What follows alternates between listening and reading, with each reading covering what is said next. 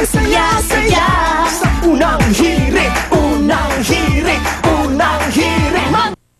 Ang napaulat na kumpirmadong patay, isang magdadalawang taong gulang na bata ang nahulog po kagabi sa bay ng bato sa Catanduanes. At 15 mangingisda naman ang hanggang ngayon ay patuloy pa rin pinaghahanap. Connie?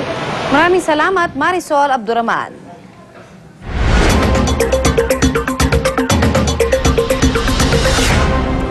Isang dating barangay kagawad patay matapos barilin sa Cabanatuan, Nueva Ecija. Isang tama po ng pala ng baril sa sentido ang ikinamatay ni Moises Estapa. Ayon sa isang saksi, nasa kantin si Estapa at may kinakausap ng biglang barilin ng suspect. Agad na tumakas ang di pa nakikilalang suspect sakay ng isang motorsiklo. Hindi pa alam ang motibo ng pamamaril. Tumanggi muna magbigay ng pahayag ang pulisya habang patuloy pa na inimbestigahan ng insidente.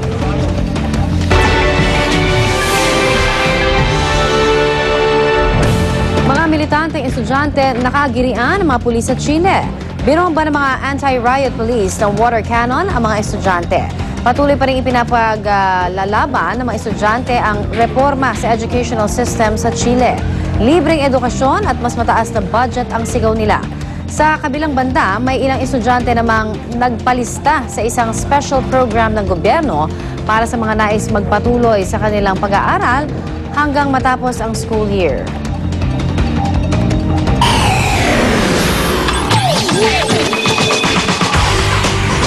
Samantala, walang puknat ang pag-iensayo ng boxing champ na si Anna the Hurricane Holaton sa Las Vegas, Nevada.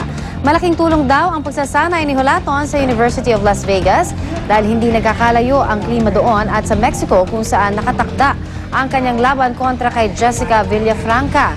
Sa UNLV rin, madalas mag-ensayo si pound-for-pound king Manny Pacquiao tuwing may laban ito sa Las Vegas.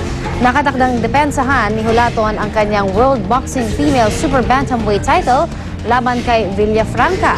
Mapapanood ang laban ni Holaton at Villafranca ang laban ng lahi, Bagyo sa Mexico sa October 2, alas 10 ng umaga dito sa GMA 7.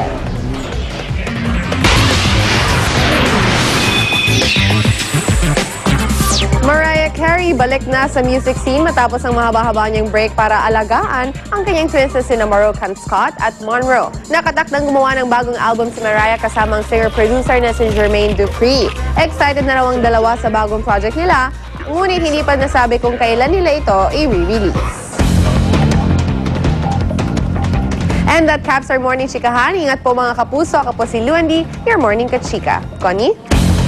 Thanks, Luan. At para makatanggap pa rin po ang mga pinakabagong balita via text, type lang po ang GMA News Space On at isend sa 4627.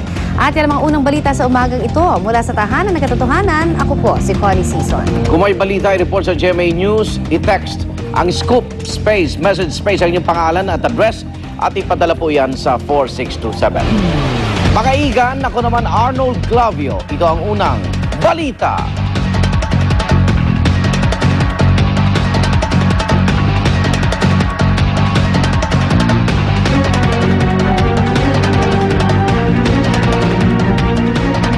Silver Swan ay saludo sa manlalarong Pinoy at sa kainan, maging half Pinoy man o purong Pinoy. Alok lagi ang kaibang sarap. Sa unang tikim, sama-sama sa kasiyahan.